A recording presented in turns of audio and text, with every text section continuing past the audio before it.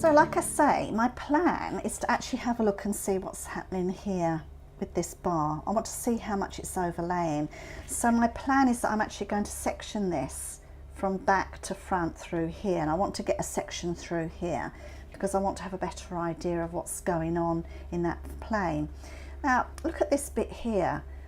I've often seen this on feet. It's actually a piece of horn which seems to have broken back and is folding up upon itself, because I can actually see the tubules running through there of the horn. Can you see them running there? So this piece here shouldn't be folding up like that. It should be back there.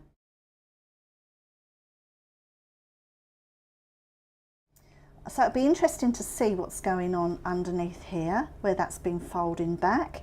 And if I give that a bit of a dig, there's quite a bit of dirt in there, not masses. We probably wouldn't be too worried about that with our own horse's foot, but I'm going to have a look there and study this bit here and see how deep this horn separation has gone, and see if we can see anything in there. Let's have a look at the back, at the seat of corn.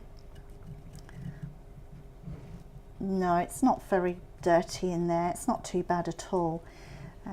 But yeah, let me go and section this, and then I'll run a video for you on sectioning from the back going all the way to the front.